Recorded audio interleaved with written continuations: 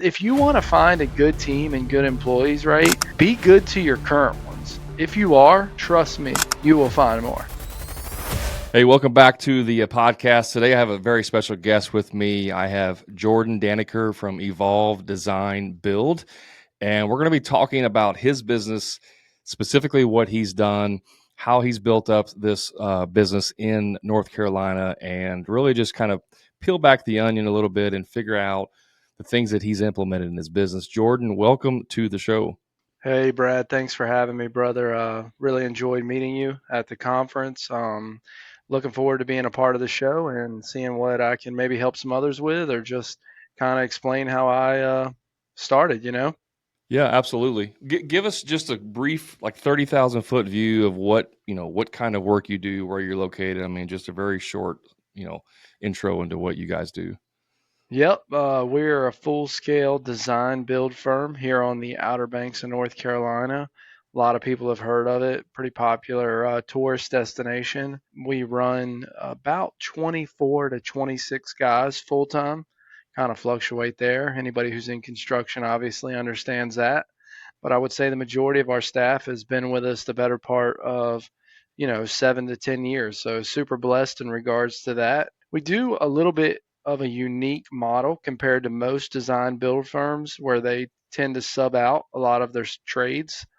We do sub things like gas and electrical, but what's kind of unique about us is we run a lot of in-house crews. I think that I brought that over from the landscaping industry and just kind of evolved, pun intended, through the process and trying to figure out how to build a more controllable wagon, if that makes sense. Yeah, and we're going to dive into that. So, just to back up a little bit, you and I met recently at a conference, Synced Up Contractor Summit conference in Dayton, Ohio. We just happened to sit at the same table and struck up a conversation about your business, and we talked about lots of different things, and I'm going to bring those back up on here. But you guys specifically do outdoor living, right? So landscaping, pools, pergolas. Do you guys do decks too?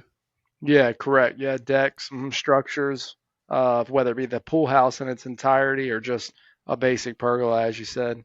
Okay, so you'll do even like standalone units, like freestanding, ADUs or buildings, residential style buildings for like a pool house or stuff, something like that.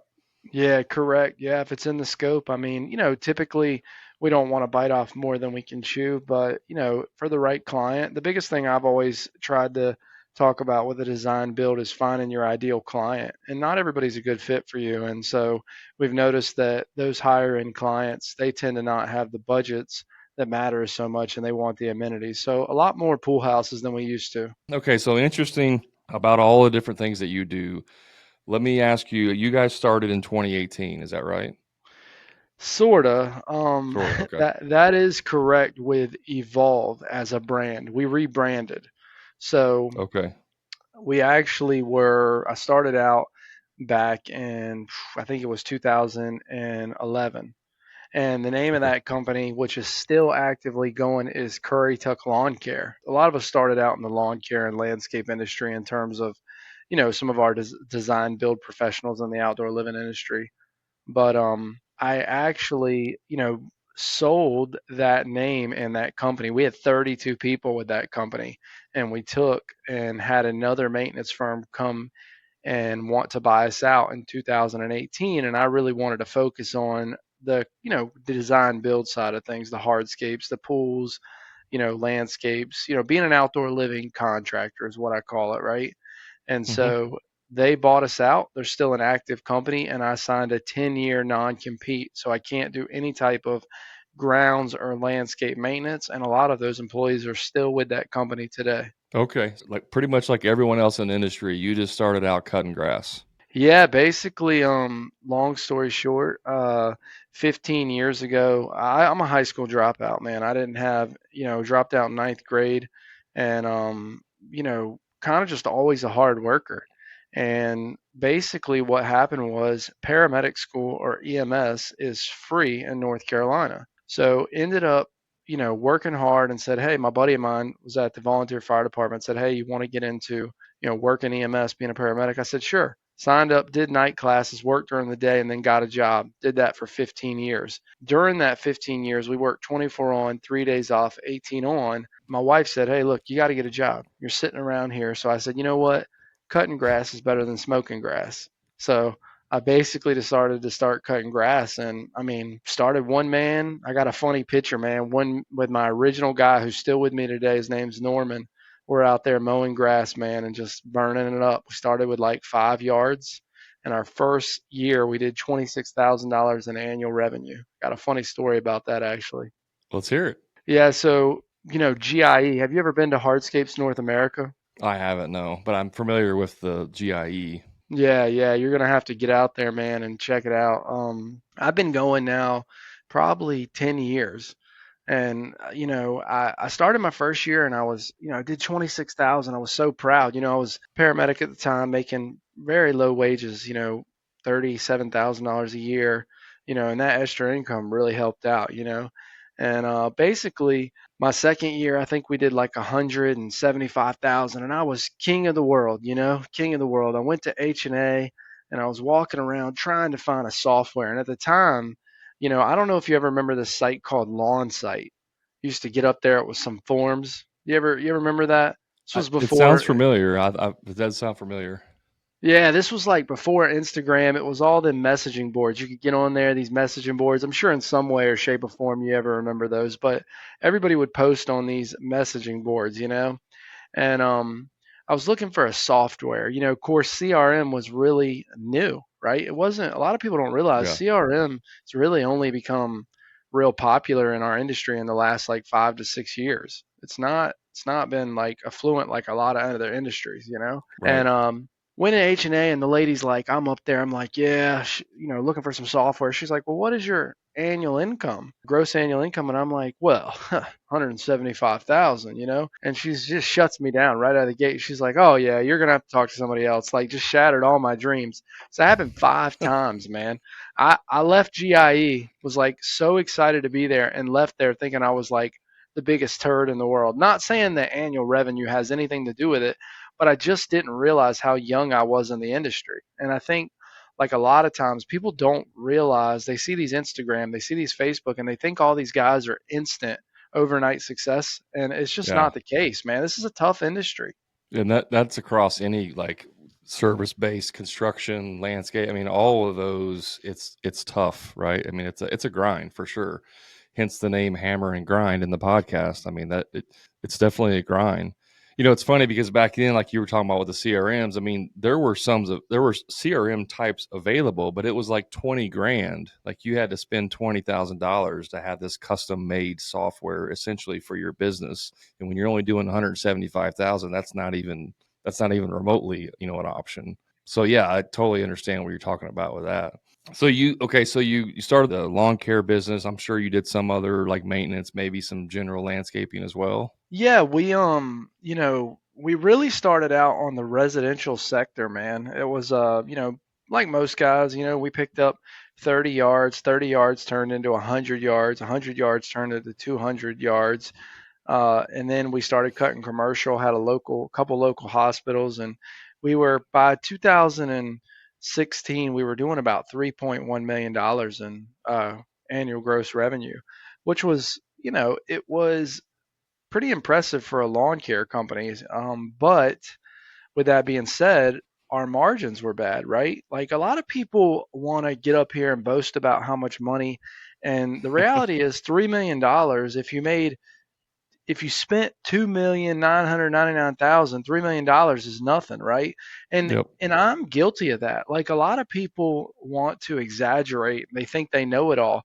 And the reality is it's impossible to know it all. Man, I feel like I run a very successful business now.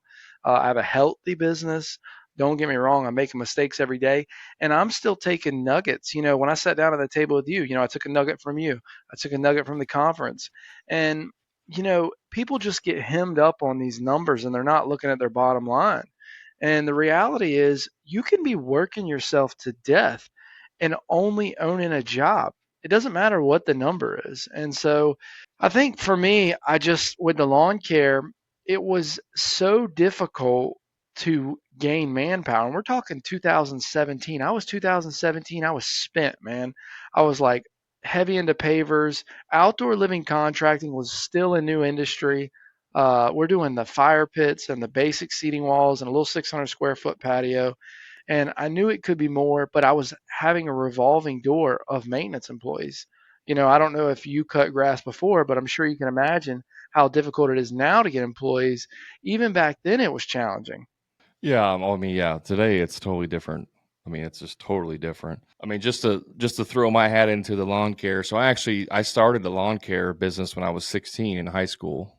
I mean, I went out and had business cards made. Like that's what I mean by started a business. I didn't have an official, entity LLC, but I did have, I don't know, 10, 12 yards that I would mow. I'm still in high school. I had to borrow my dad's truck and we had a trailer. We had one of the original Skag. I forget the name of them, but it's like a Yazoo, like where you Yeah. sit over the rear tire. It's got a single rear tire. Oh yeah, the cheetah, What's the azu. Yep, I remember that thing. Yeah, yeah. Yep, So we had one of those Skags. I mean, my dad bought used, those things. I mean, this was in I had the whole. 1994. Yeah, had Mm. like vertical Yeah, hand, you just turn them. yeah. I had one of so, those. Yep. so 1994, 16, 17 years old, cutting grass. And I wish that I had some mentors or people in my life that were business minded that could say, hey, keep doing this, because it wasn't until 20 or 2009, so whatever that is, like 20 something years later, or no, what's 15 years later, that I actually started a construction business. And so, like, I feel like all of that time was lost because I didn't have the right, guidance or the right I mean, I was lazy. Like, I was like, oh, cool. I cut 8 yards a week and I made $100 cash. And that was all I needed for spending money. But really, I wish I would have stayed with that. But that, I just want to throw it out there. That's like my little dip into the lawn care business. So I know some of the, some of the struggles of that. But yeah, so back to what you were saying, like, so you had the lawn care, you were, trying to find people to help you, and you were doing all this part time, right? Because you were an EMS, so you had your rotating shift the whole time you were growing your lawn care business. Even when you were at 3 million, you were still an EMS, correct? Yeah, actually, a lot of people. It's funny they don't even realize. Like a lot of people are like, "Man, you got this." Even like my peers, my friends. I just left EMS 5 months ago. Yeah, I you were telling literally, me that, and I thought yeah, that was crazy. yeah, 15 years of service. It's just been hard for me. My wife is still there, and like I finally just said, we're grossing close to $7 million a year. We're gonna touch right around 6.8 this year, and we've got a lot going on. We're putting in a pool every 4 days. You can't. I think there was a point where I just said, you know what? I'm limiting myself. I had reached that cap, and I'm a pretty tough bird, man. Like I suck it up. I do what needs to be done. I'm the guy that comes in early, that stay late, and it's not to brag. It's just like my nature. Like I want to make sure I'm there, leading the pack, setting the example. Right? I think like a lot of owners think that they get comfortable too quick. They think I've made it, right? And don't get me wrong. Success is only what you define it as, right? If you say my company is to be three guys and I'm an owner operator and I can take off on Fridays and you're comfortable with that, that is your success. For me, that's not it, right? I want to empower people and build a team. And I think I really didn't realize that till like 2014, 2015. I'll never forget it. The lady's name was Shirley Mazingo. I'm cutting her yard and we are busy. I mean, it's July. I mean, it's smoking hot here in July, 100% relative humidity. Shirley Mazingo was one of the sweetest clients I have. She's probably in her 60s. Very beautiful home, obviously successful. Had no idea what, or who she was at the time. She's just been a good client, pays her bill, right? One everybody wants. I pop up on the porch and she says, "Hey, have a drink, Jordan." She goes, "Jordan, you're one of the hardest workers I've seen. You're here early, you're responsive, you're always on time." And she said to me, now we're talking about like a 67, I think she was 67-year-old lady. She says, "Why do you devalue yourself so much?" And I said, Mm. Excuse me? I was like offended. I was on her back porch and I was just like straight offended. I mean, this little lady, she's probably, you know, 5'4", just says, "Why do you devalue yourself so much?" And she says, "Well, I can't figure out how a guy like you is so smart, but yet he's willing to work for $13 an hour." And I said, "Well, what do you mean?" She said, "Well, I've watched you come out here for 2 years straight. You're capable of so much more, but every time you get on that lawnmower, you only value yourself at what you can afford to pay somebody to do that job." She said, "You could be creating a whole host of jobs, but yet you decide to get on that mower every week and value yourself at $13 an hour." That was it. That's all that happened in the conversation. I said, "Yes, ma'am." I didn't know how to take it. I didn't know how to take it. I'm driving back to the shop. Of course, I got the four guys in tow. My mind's going 1,000 miles a minute. And I'm like, wow, that lady's right. I'm like, I've capped. I've reached my peak. I'm willing to get on this mower every day and I can have somebody, it's not so much do it, right? I can build a team. There is somebody out there that would love to have this job, right? Everybody's skill sets are different. And when you're building a team, you have to realize that. And then as I started to add layers to my company through growth, I would say, could this position be replaced with somebody who would love to have this job? Whether it be administrative, whether it be, now in my business, we have multiple. We have a procurement officer, we have designers, right? We have a retail manager. So I've just really tried to get in there, learn the craft, figure out what it was worth, what it would take to do that job, and put somebody who would love to have that job in that job and continue to grow and build the rest of my team. Yeah, that was like I mean, that must have been like a pivotal moment in your life. Obviously, you still remember it. You remember her name. I mean, that was, do you feel like that was like the light bulb that just went off? Yeah, for me, it was honestly, that lady was probably one of the most influential people in my business. Like, I almost felt I didn't even know her. Like, to this day, I bet I haven't talked to her 5 times, but like, she paid her bill. I think within 2 weeks I had built a team to cut that. And I think we get as entrepreneurs and as business professionals, like a lot of people get it twisted. They think that everybody's an entrepreneur, and it's not right. Everybody doesn't want to build a business. Some people just love their craft. I sat at that table with another guy when we did the table swap, and he, young fella, 26, 27 years old, just loved his craft. He was loved to be out there every day. He was a builder. He had a creative imagination. He was happy, full of life. That's what he wanted, and that might be what he wants at that point in his life. Who knows when he Right, gets, my age, 38, and he says, "I want something different." But there's a big right. difference between, owning a job and owning a business. And for me, at that moment, I realized every day that all I really did was own a job. And I had to figure out what my value was and what I was willing to do to replace those skill sets and build my team and let go. We sometimes get in this mindset of nobody can do it better than me. Nobody can do like Hmm. I can. And you're probably right. Odds are, if you think that way, I would say that you are probably right. But you're going to be a bigger person and you're going to be able to grow faster and mature quicker as a business owner the minute you realize that you're not a player, you're a coach. Okay. And those players on your team are going to mess up day and day. And like many people and many players, they deserve a good coach. They talk about great coaches in all these sports across the entire world, but they never talk about business professionals being coaches, right? And so, really, my job day to day is to coach my team and figure out how we can get better with their skill sets. And I even learn things from them. And once you do that, your growth really starts to be scalable.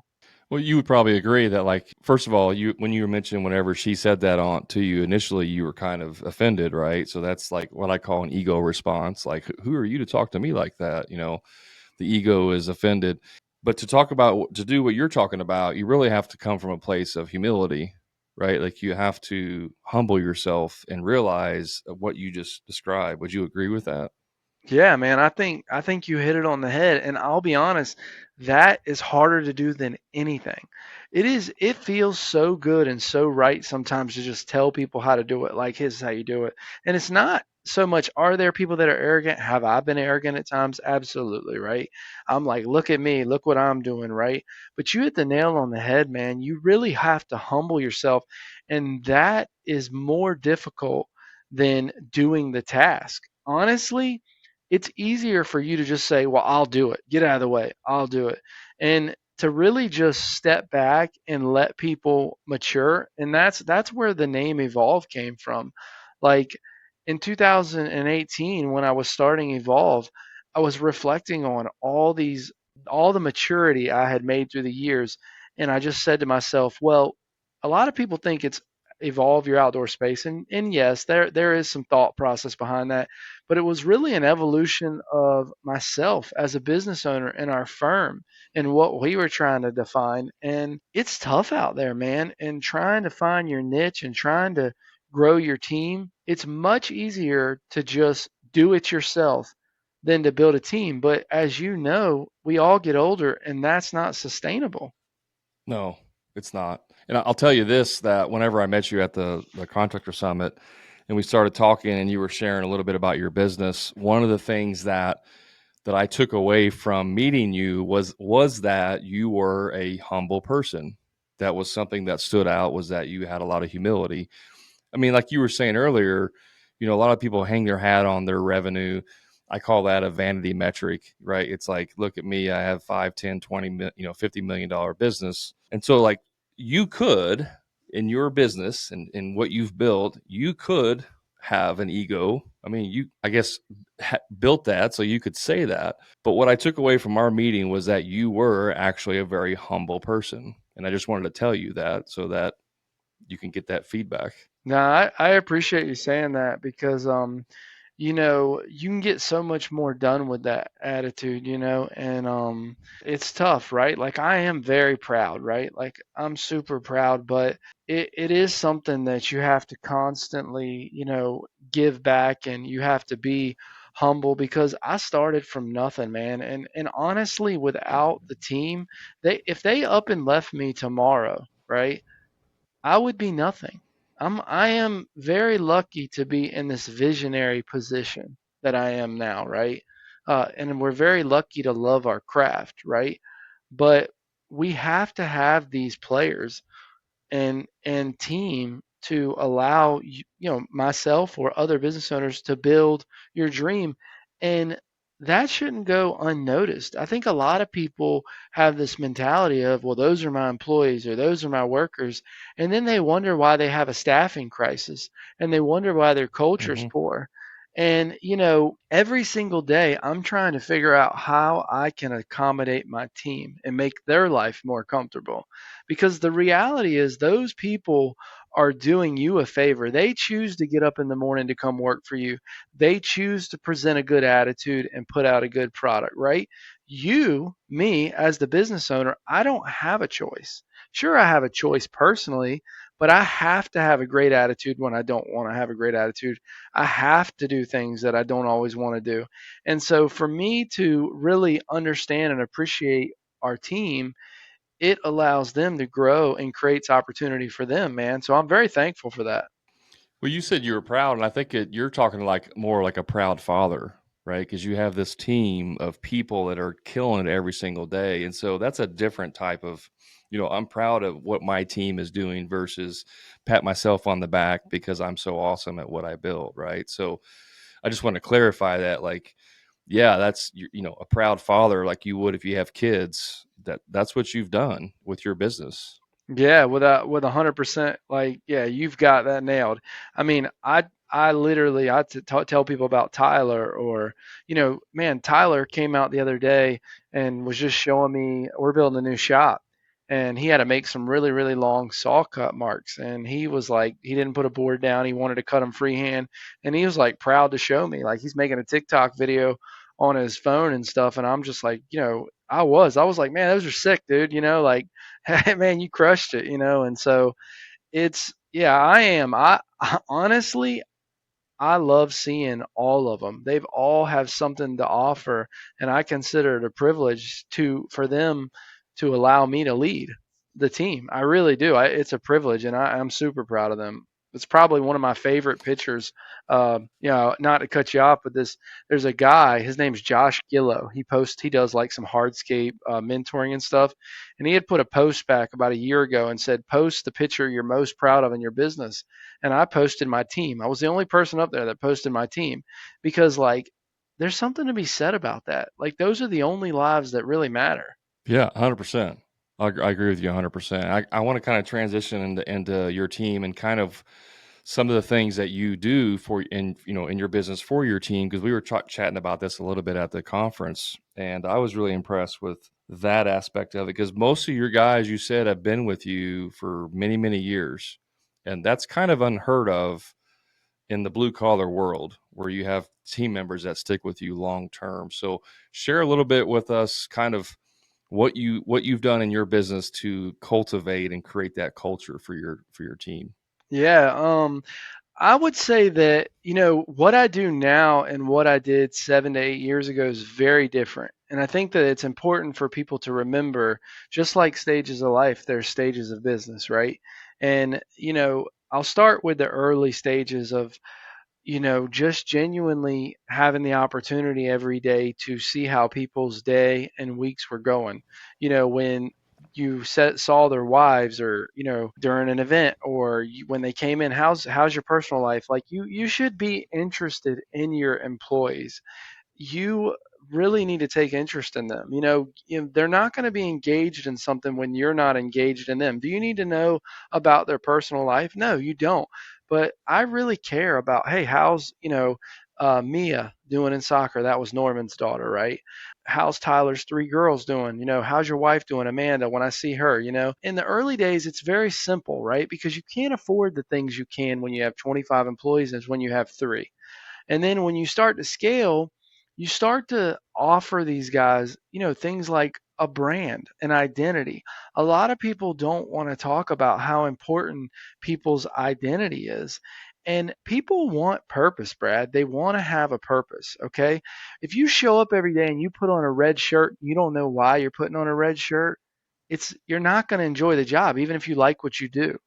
Sometimes you can have the worst job in the world, but when you understand why and you have a purpose of why you're there, that's all the difference. So I have this thing that I said it today, as a matter of fact, because we just took delivery of two brand new trucks, and they're 3500s logoed out. I had them lifted on 351250s. They look tricked out. And somebody said to me, he said, Jordan, how much did it cost to lift those trucks? I said, I don't know what you're talking about. They said, how much did it cost? I said, I'm not worried about that. I said, the first thing I do when I get up in the morning is I look in the mirror. And if I look good, I feel good. And if I feel good, I'm going to perform good. And so creating that brand and creating that identity is a lot of what these people need. And so in the early days, you're buying uniforms, you're getting, hey, we're evolved. We're a brand, right? We're a team. We unite because of that. And then we started offering a Christmas bonus. And, hey, I'm going to incentivize you. And it wasn't just giving out the money. Never mind just giving out the money. It's so easy to give somebody a check for $200 right while you're giving them a check. Hey, appreciate these five things. It takes you literally $0 and about 5 minutes of your time to pinpoint a time or a place that employee or team member, I call ours team members, did a good job. And when you hand them that check for $200, you tell them why. That means more than that $200.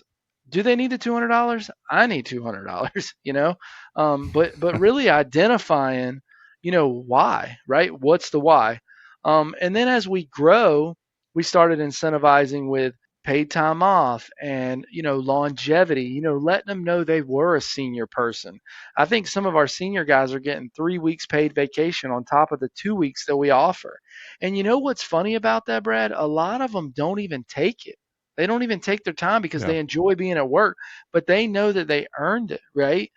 And then now, obviously, we're a large enough. Well, we're not a massive company, but I feel like we're a good sized company that we do pay for health insurance, and we have quality health insurance, United Healthcare, and we offer several series of dental and vision, and that is helpful.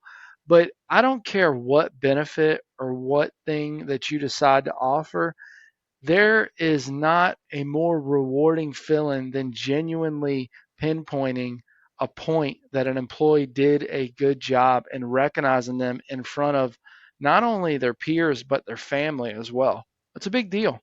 Absolutely. Hey, just a quick timeout from the show. If you're a frustrated contractor who's dealing with low profit margins, stuck working on the tools every day, or doing free estimates for people who are never going to hire you in the first place, I invite you to my private contractor community, the Profit Club, where contractors just like you are adding 2 to 3 times more profit each year without producing any more jobs and finally getting completely off the tools to never do another free estimate again.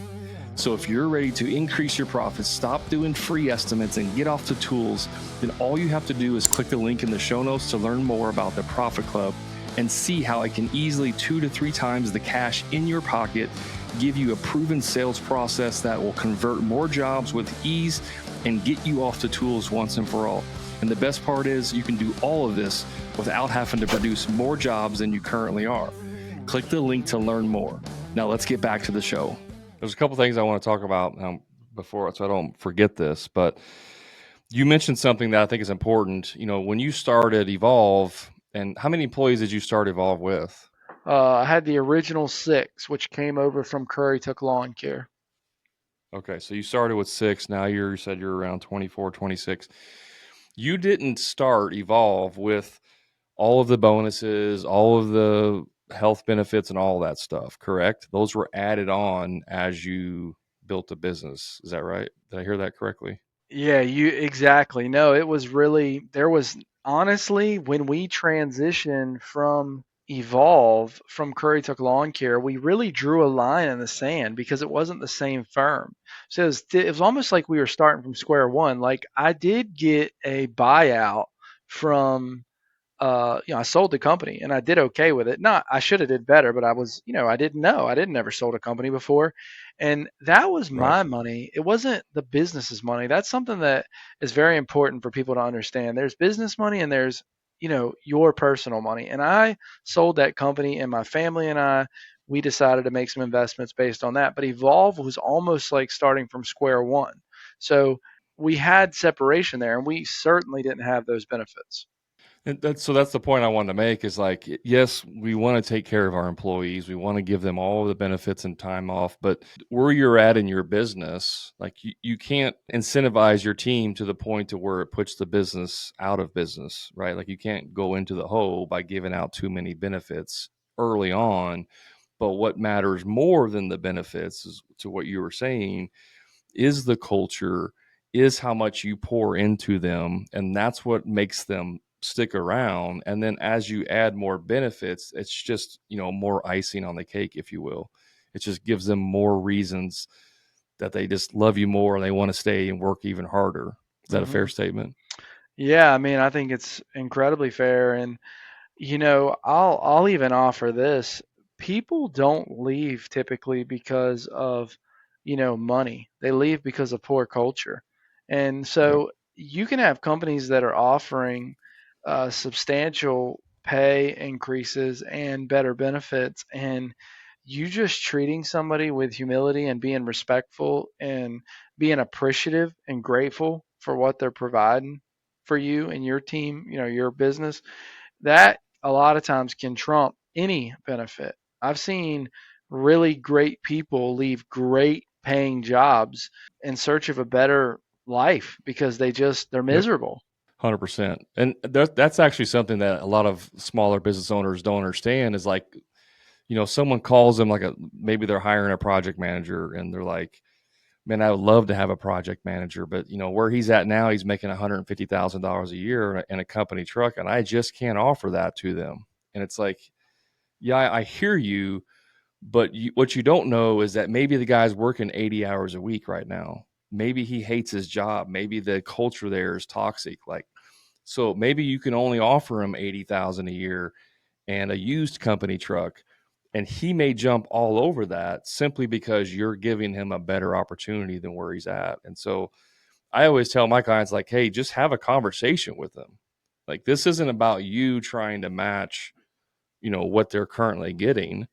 It's about having a conversation to figure out what they're actually looking for. And if you can provide that, it may work out that way. Yeah, I mean that's a great point. I'll tell you a short, story. There is probably one of the most well-known design build firms. If you were to get on Instagram or any social media or even in the PHTA, I don't want to mention the company's name, but they are a $40 million design build firm in Florida, and probably one of the most recognizable design build firms. And one of my very good friends, again, won't say his name, was making incredible money there. Probably very talented project manager. He had, I mean, done very well for himself. He's same age as me. We actually went to school together back in middle school, and he recently left a year ago, and they were trying to increase his wages, everything to keep him because he's such a talented individual. He took a 70 to $80,000 pay cut and moved over upstate to just get away from the organization because of not necessarily a toxic work environment, but an overworked and understaffed and underperforming. Yep. If you were to look at them from the outside, they look like they have everything in the game, right? They are the cream of the crop. But internally, it was just a disaster. And he took a massive pay cut and is working for a smaller design build firm that he's just so much happier at. And he probably has a lot more influence over the overall business there than what he did at the current place or at the Yeah, other place.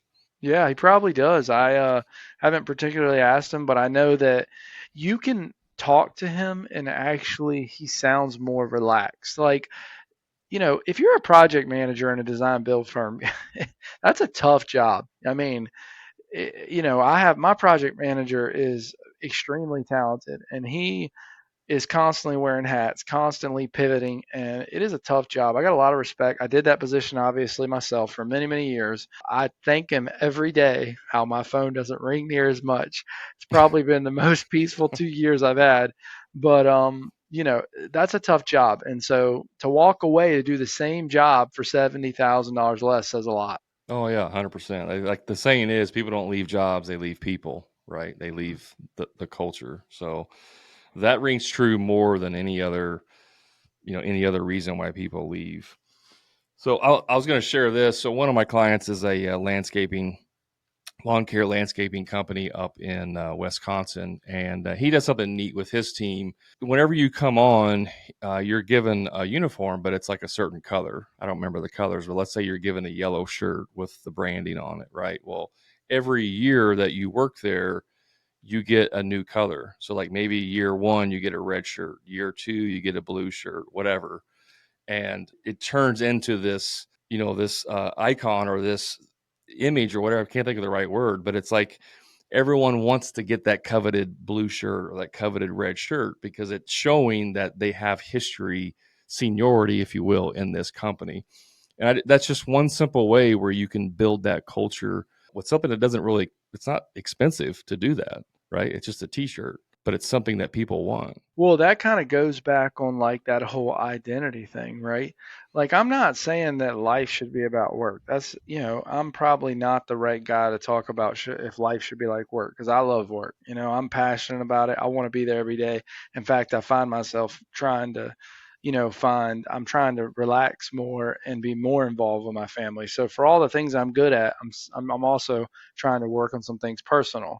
But what I will tell you is it comes back to people want an identity. They want a purpose. So same with that shirt. They want to know that they're coming to a place where they matter. You work a lot of your life. I mean, our guys are averaging 50 to 55 hours a week. That's a lot of time. And to know that where they're at, they're appreciated and valued and why they're there, that's an identity thing. And when you can create that, it's funny, we don't have issues hiring. Are there occasional positions that are tough for us to fill? Sure. But a lot of people in our general vicinity know who we are and they know how we treat our team because our team's out there, they're the best advocates for us. They're like, I love working for that guy or I love working for their team. Do they sometimes dislike me? Absolutely. Sometimes I dislike like my parents growing up, but it doesn't mean I don't love them, you know? So, Right. I mean, if you want to find a good team and good employees, right, be good to your current ones. If you are, trust me, you will find more. Yeah, there's if people like where they work at, they're going to be more likely to get their friends to come and work there as well so that they can work alongside their friends at a company that they like to work for, right? And so like if you're listening to this and none of your employees ever recommend anybody, they never bring they never have any friends or they don't ever have, recommendations for employees, that might be a little bit of an indicator that maybe they're not exactly happy because if they don't like where they're at, they're not going to recommend or bring their friends because they're really just kind of one foot out the door, and they're not going to bring them into that environment. No, and I'll take it a step further than that. We recently got two young high school kids, and I'll tell you how we got them. Our same neighborhood as one of our foremen, right? And they saw him come in and out to work every day. He was always in a good mood. He didn't work a lot of weekends. And they kept asking him. Our foreman's name is Charles. And Charles said, "Man, I got these guys graduating high school. They live in my neighborhood, these young kids, and they don't see themselves going to college. And, I'm always telling them about how much I love this job." And one of the kids' name is Chris. The other one's name is Hunter. And now they've been with us over a year now, and they both have done well. So, they see the branding. He's coming home. They see the stuff he has. He's tells them about how he enjoys his job. And here's the thing: it's not all rainbows and butterflies. Okay, there are gonna be bad days. Like I'm sorry, it doesn't matter what you do. I don't care if whatever the trade is. There's gonna be bad days, but when 95% of them are good days, you're doing better, or if not, you're in the 1% of the country that enjoys what they do. Yeah, 100%. All right, we got a little bit of time left. I want to do a hard pivot here. I really want to talk about, well, two things, but one real quick on social media. By the way, guys, if you're not following Evolve Design Build on Instagram, is probably where you're the most active. Is that right, Jordan? Yeah, I think so. Yeah, for the most part, that's kind of been my platform of choice. Yeah, yeah. Go on Instagram and it's evolve underscore design underscore build is the username. I believe that's what it is. That's what it says right here. He has projects and the work that you guys do is phenomenal. Like beautiful, beautiful. I call them pieces of art because that's what most of them look like. I mean, you guys do some amazing projects. I started following you, after we met, and I just enjoy seeing your posts. My question is, how critical is your social media content towards getting clients, or does it have any effect on that at all? I think it has a huge impact, effect. Excuse me. I think there's a few ways that people need to really understand social media. A lot of your jobs from social media don't come right away. It's not like a billboard. It's not like, okay, I saw there's ice cream 3 miles ahead. We're gonna stop. Okay. It's Bucky's. right. Bucky's. Yeah, exactly. It's very different, right? Social media clients are the best of clients because they invest in your brand and your story. Okay. They've been following you this entire time and they trust you. You literally have a relationship with them before you even met them, right? And so everybody's Instagram is different. I'm very selective about the content I put on mine. There's a lot of people that post every day. I have a very neat, a lot of times you'll notice there's breaks where I do like a video and then all of a sudden I'll do photos and then it's very broken. It's more project oriented or video oriented. I don't do like the daily post. I used to story more, but I'm trying to create a portfolio and also engage our clients with the why I choose Evolve. But what's important to remember about your social media is you're finding your ideal client, right? Not everybody's for you, and that's okay. I've told clients after 65 to 70 emails that we weren't a good fit. And I've had people tell me, "What? You spent all that time?"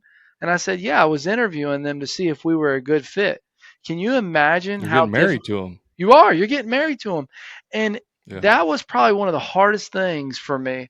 And I'll be honest with you, I still struggle with it today because what's my job? My job at the end of the day is to keep 25 guys employed, right? That's a heavy burden. 10 guys, 3 guys, it doesn't matter what it is. You've got to be selling. You've got to be getting it done. Their families are dependent on you. That's tough, man. Now, it makes you want to sell every job. It really does. You're like, I Hmm. got to get that job. I got to get that job.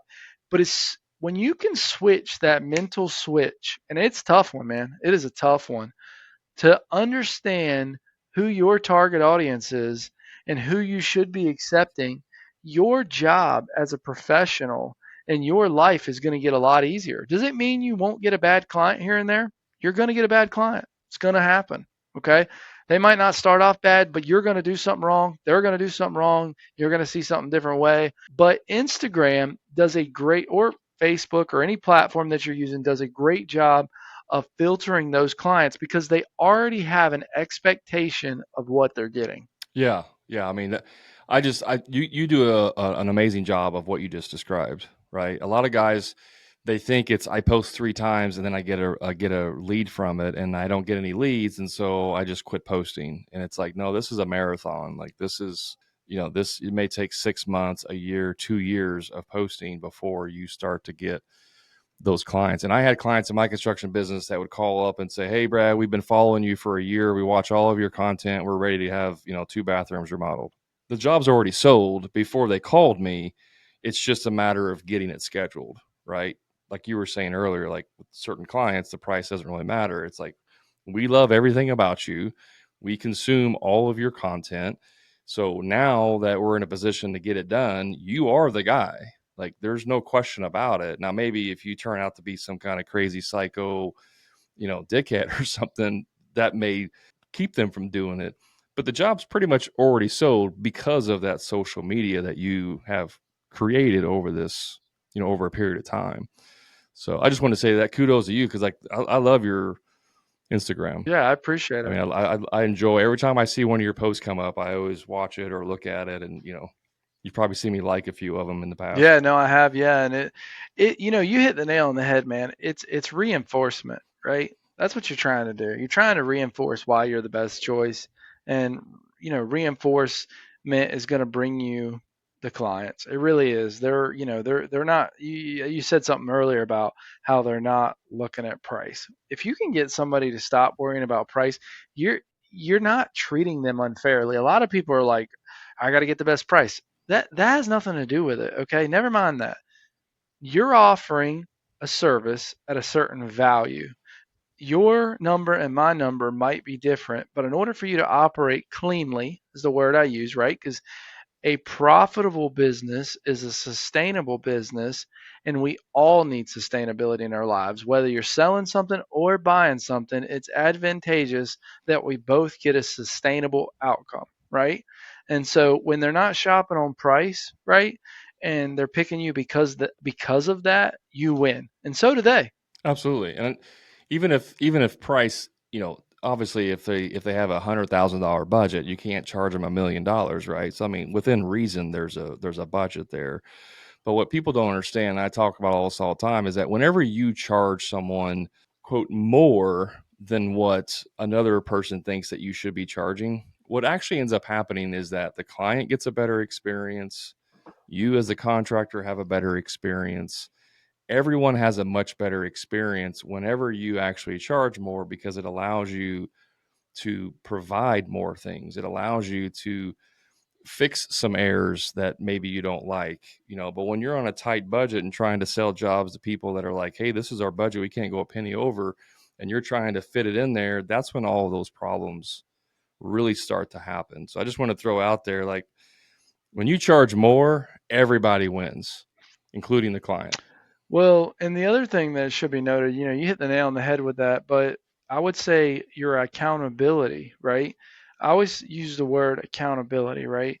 When you charge more, you need to be also held accountable, okay? Because you're offering a certain expectation that you're a professional. And so it's very Yep. important for you to have the client understand that you have a high level of accountability. There's a value associated with that, okay? So, don't forget that. A lot of people, it's crazy, man. Like, I will say this since we're on the social media topic, don't get influenced by people that you think are doing better than you. Odds are they're not. It's easy to be influenced, right? Just like the names are. If you think somebody got in the construction industry and is an overnight success, it don't happen. I've been on several podcasts. I've talked to several people. I've probably to this day wasted more money than I've spent, you know, correctly, right? I'm like, Sign me yeah, up. I'm guilty of that. Like, I can't tell you how much money I lost, and I'm not saying I'm proud of that, but it's also a maturing process, right? You know, nothing teaches you a lesson like losing money. So just be careful with the social media. Even my guys will be like, "Do you see this company or you see that company?" Don't focus on that. Yeah. You know? I made a post on my personal page last week about burnout, because a lot of people suffer from burnout. And I was like, what I've witnessed is that, yes, there is legitimate burnout from overworking. But what I've witnessed is that a lot of it is a mental burnout, and it's because of comparison due to social media. It's like what you just said. When you see another company that looks like they have it all together and they've been doing it half the time you are, then you're like, I got to double down. I have to work more. I have to work harder because I can't let this other company do better than me. And so that comparison is what really burns out a lot of people. Yeah, and it's very easy to post something and take a picture. It's a lot harder to actually do the work, Oh yeah. you know? Well, everyone posts a highlight reel, Hmm. right? Like even on your feed, like I don't see very many posts of like, "Hey, we really screwed this one up."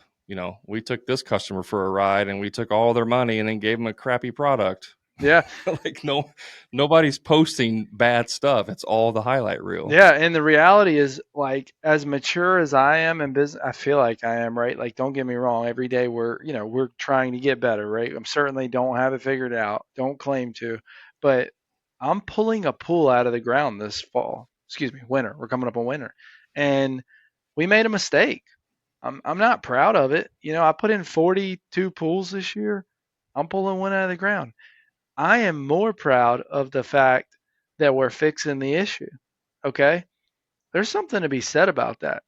If we were just skating by the skin of our teeth and we weren't profitable and we weren't sustainable, there's no way we'd be able to present the correct character to pull that pool out and the correct financial backing to fix this issue for the customer. And we're in the wrong. And you know what's crazy about that job? When I realized it was wrong, we went ahead and completed it so the customer could enjoy their summer. And they didn't even notice what was wrong till the end of the job. And I explained it to them and I said, I don't want you to worry. The Garcias, don't mind saying their name, fantastic client. I said, don't want you to worry. I'm going to take care of all this. I'm going to pull the pool out. And I explained why. Obviously, it was a longer version than that, right? They said, you know what, Jordan? We're glad we hired you. You're a true professional. We appreciate it. And they trust me and they know I'm going to make it right. And it's going to cost me 80,000, roughly $80,000, somewhere in that neighborhood. And let me tell you something. I'm not excited about it. Probably won't make that mistake again, but I'm Yeah. certainly human. But you know what? I bet you that fixing that $80,000 hit will probably sell several $100,000 worth of jobs simply because you did that. The Garcias are going to go out there telling everybody they came out and ripped the pool out and redid it. Like, and that in and of itself is going to just elevate you guys into another level of like, this is why we hire them. Yeah, it's funny because I've been struggling, laying in bed at night thinking about, am I going to post that story? And I've really come to terms that I'm thinking about making an entire series on why we had to take this pool out. And at first I was like, it doesn't really align with our brand. And do we want people to see we've messed up? But failure is the path to success. I mean, I'm really good at failing, right? It just means there's another opportunity to get it right. And so I honestly think that I'm going to Well, show that.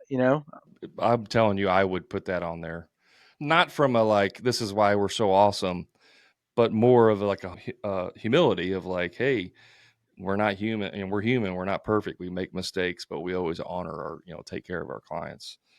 I think you'll hit it out of the park. I would recommend that you actually put that on there. Yeah, I went back and forth and you can't put a price on character and integrity, man, and there's a big shortage in this world of that right now. And so, whether I get any jobs from it or whether obviously I want to, I'm not looking for recognition, but it's a great opportunity to That's not brand, why you're doing it. right? Yeah. There's a great opportunity for social media to, obviously get the brand out there. We follow through, but, people, there's also this piece of the puzzle that everything doesn't always go right. It really doesn't. If anybody's in construction or long term, they'll tell you that all we do all day is solve problems and pivot. If you don't think that's the case, you've never worked construction. I mean, our PM puts out a schedule every Sunday night by 8 o'clock. Between 7 and 8 o'clock, he puts out an email with a schedule, and we have a projection schedule a month in advance. By Wednesday, something on that schedule has changed, and Oh that's yeah. all it is. It's a balancing act. It's pivot. And that's why you hire a professional, because I mean, in my business, I did over 2,000 jobs, and I don't, maybe 5 of them were perfect, like where everything just went absolutely perfect. And you stand back like, wow, that was the easiest thing I ever did. But that is just the nature of construction. That's why you need to hire professionals. That's why you need to, get people that know what they're doing. And that always costs more money. It just does. That's what's a requirement of it. You said about the success and failure. We were, you were at that conference. We heard Jeff Joyner talk, and I don't know if you remember, we did he played the opposite game. He asked a couple things opposite, and he said, "What's the opposite of success?" And several people said failure. You remember that, Yeah, it was right? great. I thought he was fantastic. Yeah, I love that, and that's not, it's not the opposite of failure, right? Quitting is, I mean, failure is not the opposite of success. Quitting is the opposite of success. And that was one of the things that I took away from Jeff. So, and he actually agreed he's going to be on the podcast too. I asked him and he said, yeah, sure, I'll do it. So that's going to be an exciting guest as well. I know we're pretty much out of time. Yeah, I thought a lot of him. Oh, it's funny. I literally have his book on my nightstand. I was incredibly impressed by him. I actually ended up going on his Instagram, following him, and sending him a message and saying, how impressed I was. And not sure if you know or not, but the event is at my place this year. And I had messaged Weston because I think that man deserves more than an hour to speak. There's very few times that I wanted to. I always want to hear more, right? But most of the time, by the end of the Yeah. speaker, I'm ready to be done with that speaker. I was disappointed when he got off stage. I don't know how you felt, but I was just like, man, this guy is a cannon, and everything. I was like a sponge. I loved it.